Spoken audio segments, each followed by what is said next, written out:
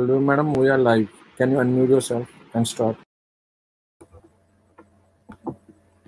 Manmeet, we need to check the audience number. It's 1323 right now.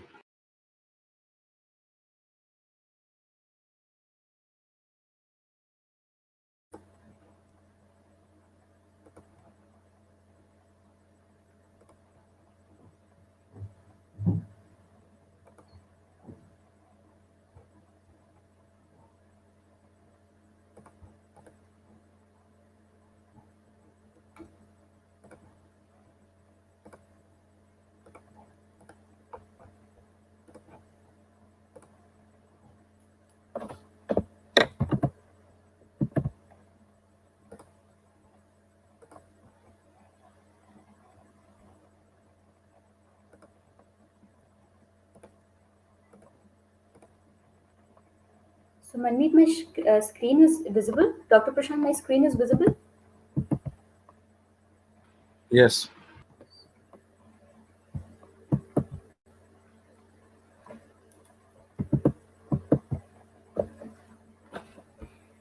So, good evening, all of you.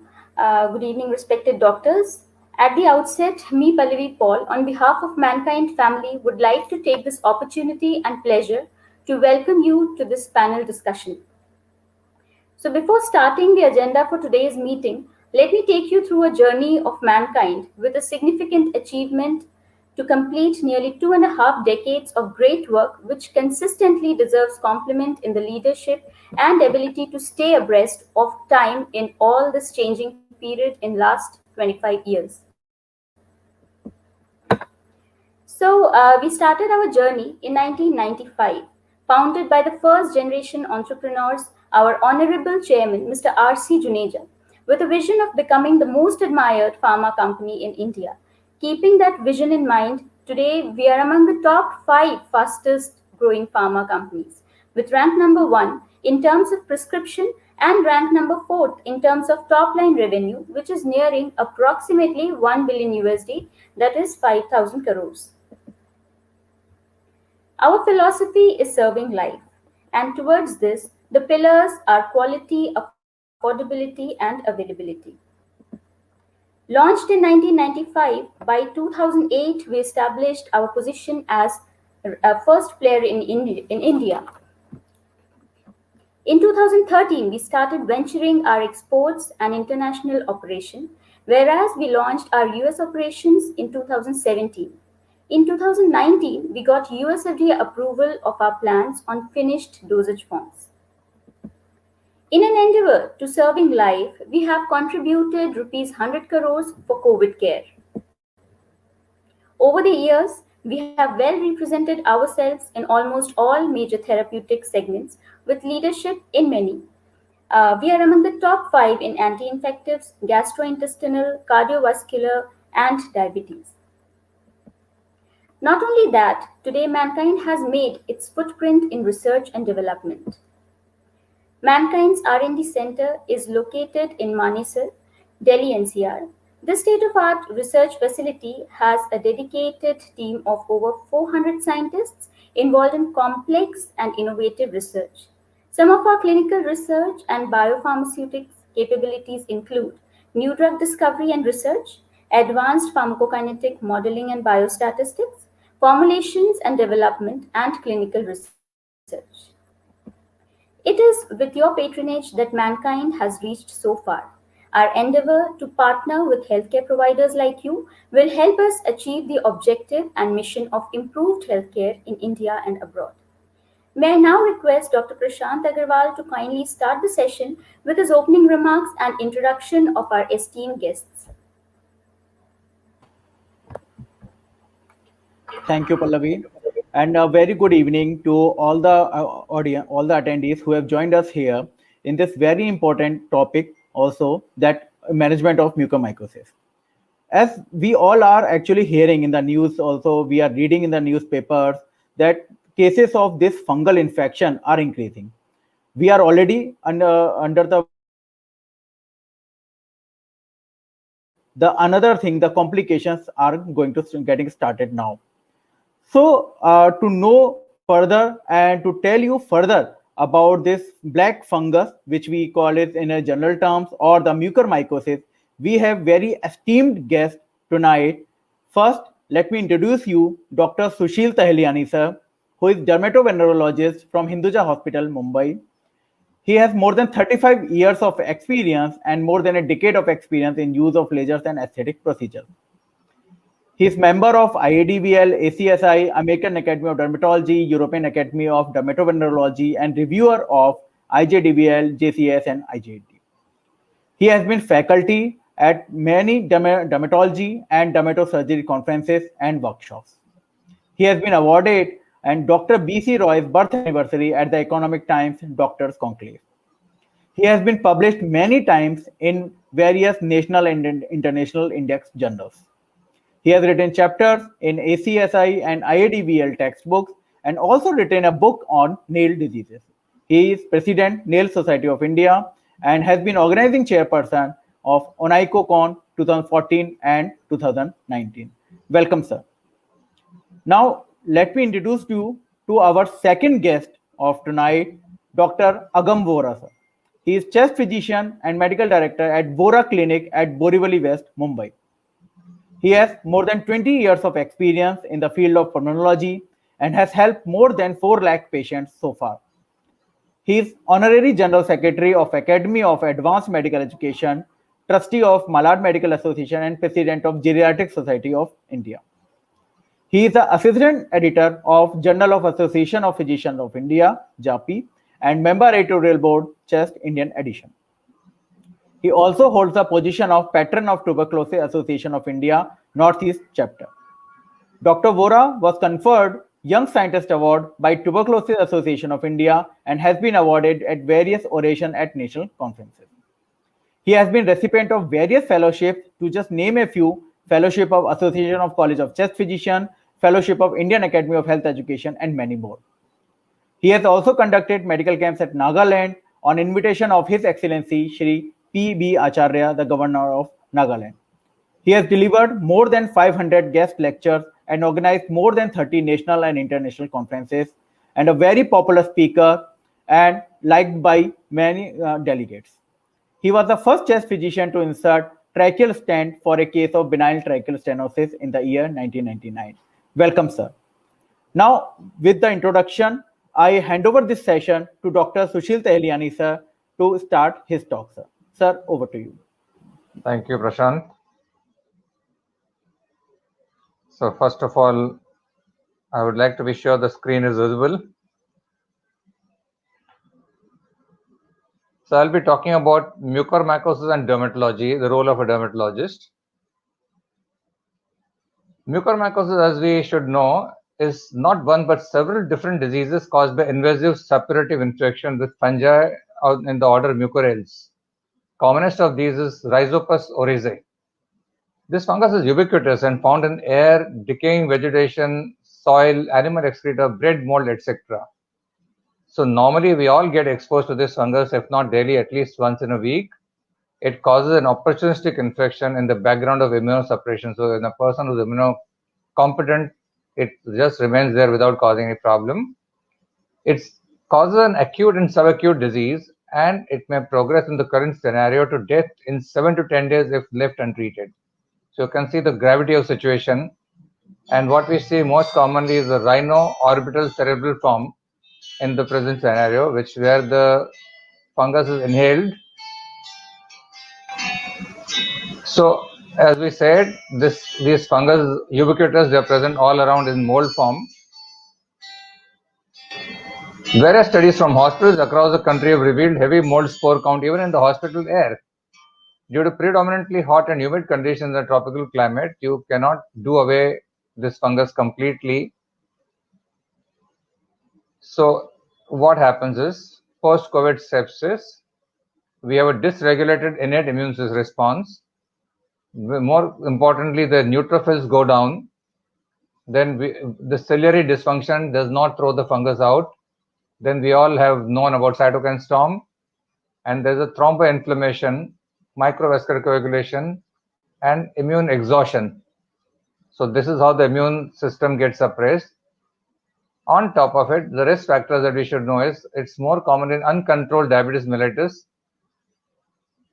Many of the patients in severe hospitalized, patients with oxygen saturation that goes down are put on steroids, which causes further immunosuppression. And prolonged ICU stay makes you more prone to mucormycosis. It's also seen in people post-transplant, post-malignancy because of immunosuppression or because of the drugs which cause immunosuppression. Curiously, an antifungal drug, voriconazole, which is not effective against mucormycosis, if it is used, it makes mucormycosis infection more likely. In presence of neutropenia also, you have it more commonly. So what is the role between hyperglycemia and mucormycosis? In uncontrolled diabetic, invasive mucormycosis seen in patients with mild to moderate COVID-19 infection, there's an increased expression of endothelial receptor GRP78. The strongest predisposing factor is hyperglycemia in undiagnosed or uncontrolled diabetics. There's an impaired chemotaxis. As we said, neutrophils go down, defective intracellular killing. In case of ketoacidosis, free iron becomes readily available, which is taken up by the fungus and it grows more rapidly. And it's greatly amplified with the use of immunosuppressants, including interleukin-6 antagonists, not just corticosteroids, in a susceptible host. What is the connection between steroids and mucormycosis? Steroids cause an impairment in the neutrophil migration, neutrophil ingestion, and phagolysosome function fusion. In a diabetic COVID-19 patient receiving corticosteroids or other immunosuppressants, you have double whammy, two factors along with the COVID-19 itself, which makes the patient very vulnerable to development of mucormycosis. It's a catastrophic situation currently, with several thousand cases currently being reported from across the country. They say we got more than 1,000 cases in Maharashtra, more than 2,000 Gujarat. Imagine the earlier largest series of cases were reported from Chandigarh, where they reported 129 cases over a 5-year period and 178 cases over a 10-year period. Imagine the difference between that scenario and current scenario. So we were prepared? Probably not. So patient goes from frying pan into the fire. Patient feels he or she has recovered from COVID. Next week, they start showing evidence of mucormycosis. Diabetes, mucormycosis, COVID-19 is a recipe for disaster. Post-COVID-19 sepsis has emerged as a significant problem. India, as we all know, is the diabetes capital, and now it's becoming a mucormycosis capital of the world. It's a diabetes-defining illness. It's one of the most devastating complications in uncontrolled diabetics. Mortality ranges from 40 to 80%. And they say currently there could be 140 cases per million population. So how does it present? Typically, it is known to present in 6 forms. The most common is rhino-orbital-cerebral, which is where the mold spores are inhaled. They get lodged in the sinuses. From there, it moves further. It can move from sinuses to the optic chiasma. It involves the orbit. It can involve the CNS. Then the spores can find their way into the lungs, and you have pulmonary form of the mucormycosis. Then if the spores are ingested, you have a gastrointestinal form. Uncommonly, if there's an injury to the skin and the breach in continuity, the spores can enter from there, and you can see a localized necrosis, localized eschar with a necrotic ulcer with a sharp border, and from there it can move further. So that's a cutaneous form. Then you may have a disseminated form involving various organs, including skin from inside, and you may have uncommon presentations. As a dermatologist, I should tell you what are the dermatologic manifestations. Major route of infection we say is inhalation of the conidia. Therefore, the sinuses and lungs are affected. Imagine this is something that once it invades, it turns from the spores to mycelial form. The myceliae invade the blood vessels. You have an overlying skin turning reddish, dusky colored, and it breaks down with necrotic ulceration. You may see swelling around the eye. As I said, the molds turn into hyphal forms. These hyphal forms invade the blood vessels, which causes infarction, thrombosis, and necrosis, and that necrosis causes a blackish color. secretion. That's why it's called a black fungus. Uncommonly, the fungus can invade the broken skin, as I told you earlier. Rarely, the skin is involved along with the other organs in disseminated form. What are the warning signs and symptoms? If the patient who's recovered from COVID in the second week starts complaining of pain and redness around the eyes or nose, develops fever, has headache, more so unilateral headache, has incessant cough, becomes short of breath, vomits blood or has blood from the nose, and has altered mental status, these are the signs of mucormycosis. When to suspect COVID-19 patients or immunosuppressed individuals? Based on the subtle clinical and imaging clues, the risk factors, and the disease development or progression, there's a sinusitis, nasal blockade or congestion, nasal discharge, which is blackish or bloody, local pain on the cheekbone, one-sided facial pain, numbness or swelling, blackish discoloration of the bridge of the nose or palate, palatal perforations, nasal septal perforations, toothache, loosening of teeth, jaw involvement, blurring of vision, diplopia, fever, skin lesions, thrombosis and necrosis, chest pain, pleural effusion. Of course, Dr. Agamora, my next speaker, who's a pulmonologist, will tell you more about the pulmonary involvement. So clinical hallmark, the tissue necrosis manifests as necrotic lesion, eschar, black discharge in nasal or oral cavity, orbital, ocular and cranial nerve involvement are ominous signs. That means the disease has progressed. Diagnosis, how do you diagnose it? So you have to have an index of suspicion, suspect clinically, and whatever lesions you see, you can scrape the edges of the lesion or take the discharge or take the sputum.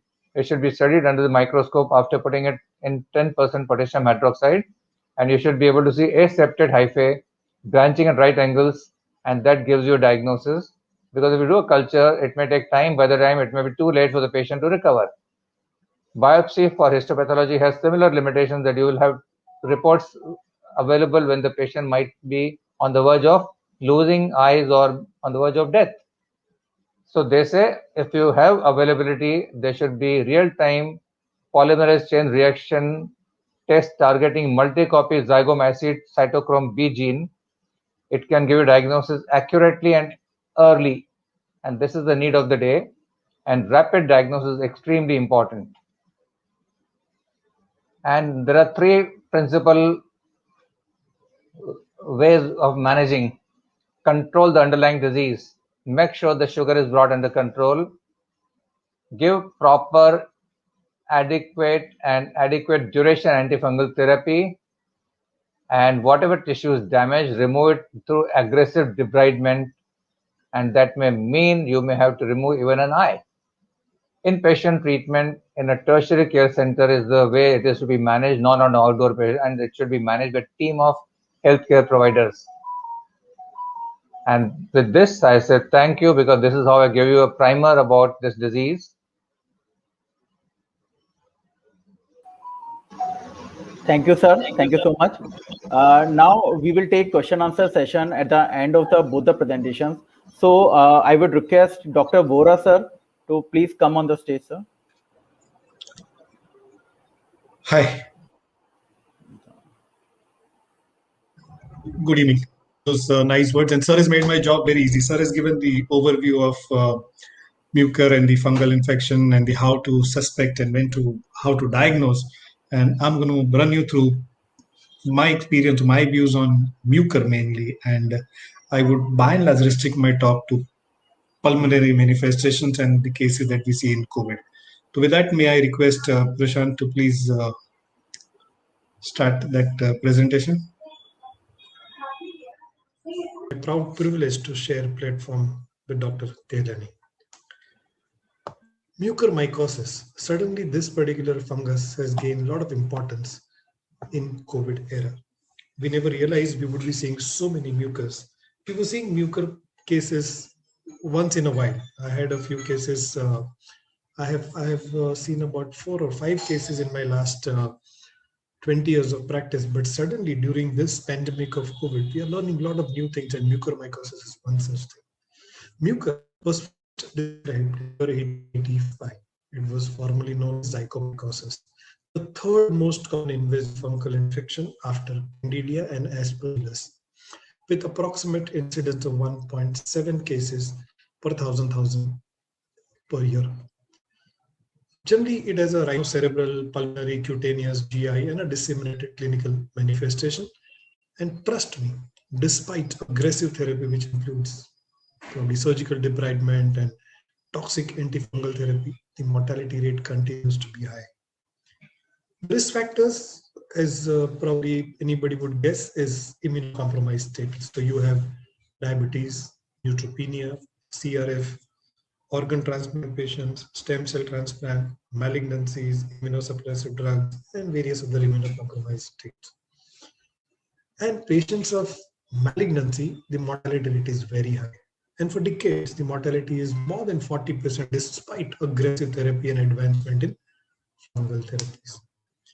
Now, especially when it's about COVID-19, I think the mucormycosis cases have increased due to associated comorbidities. That means you probably would expect this kind of complications in patients of diabetes mellitus or underlying COPDs, or patients of immunocompromised status who are on regular steroid therapy, patients on ventilator for a long time, long stay in intensive care unit. And all these patients are prone to develop a variety of opportunistic infections. And one such infection is rhinoorbital mucormycosis, or for that matter, even pulmonary mucormycosis. And I believe that it is mainly the contaminated, or what we are doing is we are using those nasal cannulas, those masks, the face oxygen mask, the rebreathing circuits, etc. Those are moist, and it is you're using it for hours together. We are inhaling and exhaling in the same devices. That high risk. Also, a lot of people use the surgical mask, this N95 mask. They keep on reusing it. In fact, a lot of people have a habit of sanitizing those masks and using it. So you sanitize that mask, keep it here, and then use it. And a lot of fungus is probably gather on it. And then when you wear it for a couple of hours together, you continuously inhale and exhale. And that, to my mind, puts you at a higher risk of getting fungal infection. Once is mucus. The route is inhalation, implementation, or ingestion of spores. It is characterized by extensive angioinvasion, which results in vessel thrombosis and subsequent tissue necrosis. It is infected tissue, can prevent delivery of leukocytes and antifungal agents in the foci of infection. So that is another problem. You have a microthrombi there, and you have a necrosis there. So your drug cannot reach there. High sugars and acidosis are known to impair ability of phagocytes to move towards and kill the organism by both oxidative and non-oxidative mechanisms. They have an enzyme, ketone reductase, which allows them to thrive in high glucose and acidic condition, and steroid affects ability of bronchoalveolar macrophages to prevent germination of spores. And this is what I was talking about. You have an angioinvasion, and they are broad, non-septate hyphae. They are wider than Aspergillus species and branch irregularly. The angle of branching is greater than the other organism, almost perpendicular, 90 degrees. And you may even see the intravascular thrombosis, which is often marked inflammatory response, which may be neutrophilic and granulomatous. If I talk about pulmonary manifestations, fever, cough, hemoptysis, dyspnea, chest pain, and hemoptysis. Hemoptysis is found in significant proportion of patients. And the most commonly asked investigation is CT scan. If you ask for CT scans, or if you're looking at orbital or neurological, mucor, you may have to ask for imaging there. You may have to ask for MRIs. You may have a focal consolidation effusions, and there may be multiple nodules. I'm going to show you the picture of the very classical reverse halo sign. So there is a focal consolidation surrounded by a consolidation. So you have a ring of consolidation and attenuation there. It is the commonest condition, in immunocompromised status. So you have this kind of presentation on radiology, you can be certain that this is fungal infection, more like mucor. So you can see that diagram there on the bottom. You see a reverse halo sign, and I've tried to explain you how does it look. So you have a consolidation there, a ring consolidation, and a ground glassing surrounding. And you can see multiple, this kind of reverse halo on that scan, which are et al. Sign. And diagnosis when it comes to Pulmonary sputum, fungal stains and cultures. Lavages, you can take bronchoscopy, lavage. You can do endobronchial biopsies. You can do transbronchial biopsy. You could do CT guided biopsy. You could do percutaneous biopsies. And that remains the mainstay. There are various stains available like KOH mount or Calcopher stains, which could help you identify this fungus. And they are routinely difficult to grow on culture. So unless you specify, unless you ask for specific cultures, you may find it difficult. Unluckily, there are no biomarkers. So you have a galactomannan or beta-D-glucan levels which are negative. You have a suspicion of fungus and you ask for these levels. If they're negative, they help you rule out other mold infections, and probably you may conclude by ruling out other things, this could be mucor. False positive galactomannan you may see. I mean, we have a habit of putting patients on piperacillin tazobactam, that may give you a erroneous diagnosis of invasive aspergillosis. So one has to be very clear about clinical profile of the patient when you interpret this results. And it is important to distinguish between mucor and other infections, because mucor otherwise has a very aggressive course, and it would require a surgery which could, the debridement which could be very difficult, or a very wide resection would require. Coming down to principles, antifungal agents, surgical debridement, reversal of underlying predisposing factors, and adjuvant therapies are the mainstay of treatment. Controlled diabetes and ketoacidosis is of paramount importance. Most of these patients in the hospital would require corticosteroids. With corticosteroids, your sugars may fluctuate, and patients may go into ketosis. Patients don't eat well. Some hospital management in presence of secondary infections could get tricky. And, management of diabetes is extremely important. Reduce steroids with aim to discontinue therapy. I'm sure everybody would want to get rid of steroids faster. And when it is suspected mucus, suspected fungus, it is more so. Discontinue immunomodulating drugs. I think we have started using biologics crazy. We have started using those, JAK2 inhibitors, or for that matter, IL-6 inhibitors. I mean, those tocilizumabs and itolizumabs and bevacizumabs and all those zumabs. And that may probably suppress your immunity to a greater extent. And I think that is one more factor responsible for high cases of mucor. Trust me, there is no antifungal prophylaxis needed. Excessive surgical debridement to remove all necrotic material is the mainstay of management. Then comes the medical management, and then comes the associated management and monitoring of this patient. Standard therapy is amphotericin B, and we need to maintain adequate hydration. You need to check the creatinine level, the kidney level, because it is a nephrotoxic drug, and that is the standard of care. You may use normal saline before that, and you may have to continue this treatment 4 to 6 weeks. These are various antifungals available as first-line therapy for mucor, and first three you can see are amphotericin B. So you have amphotericin B, and second is lyophilized amphotericin B. The lyophilized amphotericin B is nephrotoxic than conventional amphotericin B, and a little better CNS penetration. So if you're talking about CNS the mucor, you may refer lyophilized amphotericin B. The conventional dose is 5 to 10 milligram per day, and you may have to continue for 4 to 6 weeks. And then comes the caspofungin. You can think about micafungin. You can think about deferesiox. You can think about even posaconazole and the rest of the thing. But the choice of therapy would be amphotericin B. The limiting factor could be nephrotoxicity. And if you have a patient of CRF, very, very commonly you may see CRF patients developing this. You may have to continue dialysis and use this drug as per your nephrologist consultation, and you may have to continue treatment while patient is on dialysis and adjust the dose of amphotericin B. We need to monitor them clinically, and we need to monitor them radiologically. Here, if I have a specific mention, because these are the patients who are at high risk, and whatever patients I have seen of mucor, they are all CRF patients on immunosuppression. In fact, one of my patients was a transplant patient. I'm going to talk to you about it. COVID-19 patient may have developed acute and chronic renal failure, and maybe by switching to less nephrotoxic alternate or posaconazole or isavuconazole may have to be used as salvage therapy. See, this is what Dr. Rajiv Suman wrote in the recent article in JAPI. And there may be a situation where you're not able to use amphotericin B, or you may not be able to continue amphotericin B for that matter. We need to continue it for 4 weeks to 6 weeks, and you may continue it for about 2 to 3 weeks, and then put them on posaconazole, or now we have the option of isavuconazole. Surgical debridement, extremely important. And trust me, you can consider this patient for early surgery. We have by and large observed that repression of the virus is not happening after about 10 days. You can safely wait for about 15 days from onset of symptom and consider them for surgery, or maybe 21 days after patient was critically ill and in ICU and on ventilator. And once he's better, you can consider this kind of surgery in this patient.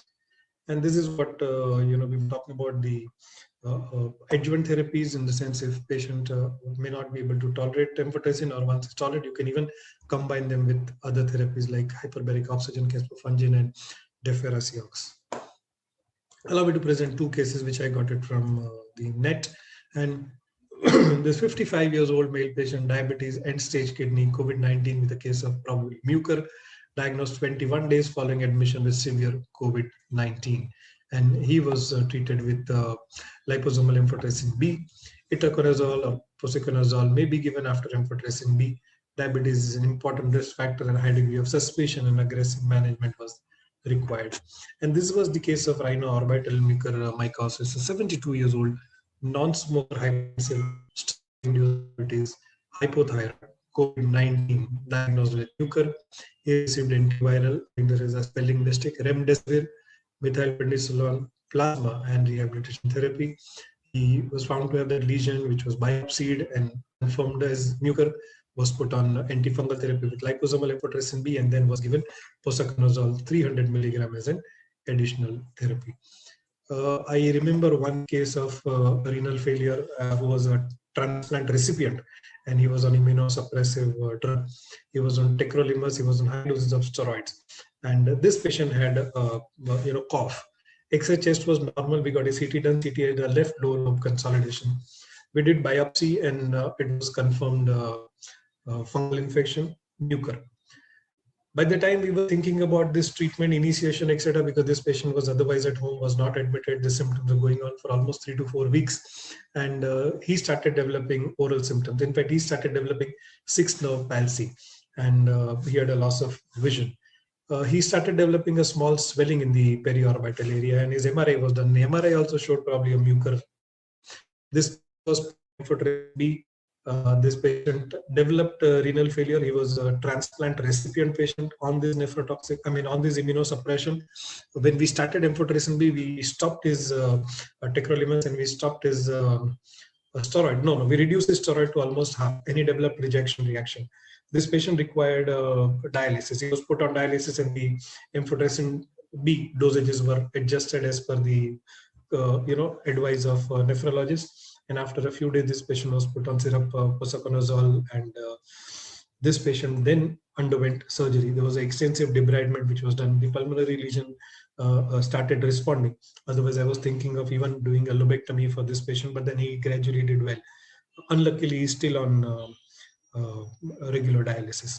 Certain do's and don'ts: control hyperglycemia for sure. Don't use those disposable masks and rebreathing circuits, and see to it that they are cleaned properly if you have to reuse it. Monitor blood glucose level. Steroid use must be very judicious. I'm sure nobody would want to use high dose steroid. In COVID, we are forced to use some doses of steroid, but trust me, -6 milligram of dexamethasone or equivalent is all that you need. You don't really need very high doses of steroids. Use clean and sterile water for humidifiers, and that is another issue. You have a humidifier there, and the water, the fungus is there, could be a source of infection. Use antibiotic and antifungals very judiciously. Don't miss any signs and symptoms. Do give attention to their symptoms. You may find a normal appearing X-ray, and when you do their CTs, you may see a consolidation. In fact, I had a patient of sarcoid who was on high dose of steroid, and in fact, he received one biology, rituximab, for associated joint pain. I think it was given somewhere else. And this patient kept on complaining of cough. He went from one doctor to other, and somehow it was attributed to sarcoid only. When he came to me, he got a CT done, and the CT had a lesion again with a reverse halo sign. We could scope him, and we could take biopsy from that area, and that biopsy confirmed mucor, and then this patient was put on. I think I had put this patient on. I had not given him amphotericin B. I think it was treated with posaconazole, and this patient did well. So we have to keep a very high degree of suspicion. Do not consider all cases without. I mean, you have a blocked nose. Don't think of mucormycosis. I've been getting a lot of patients, now on teleconsultation whenever they've cold and whenever they see sputum, rusty nasal discharge, they would think in terms of mucor. That's not the case. And if you have slightest doubt, do not lose time, because time is important. Do ask for investigation rather than empirical antifungal treatment.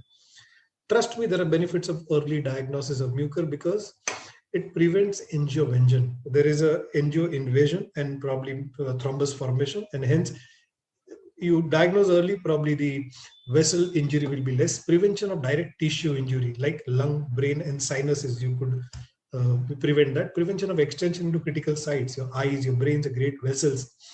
Prevention of progression to dissemination, in the sense you may have a disseminated lesion, like what I told you, patient had a pulmonary lesion and then got even orbital and the CNS mucor. Reduced need for extent of surgical resection, reduced need for disfiguring surgeries. The surgeries could be really very disfiguring. Reduced suffering, and of course, improved outcome and survival. I thank you all for your patient hearing, and if there are any questions, I would love to do so.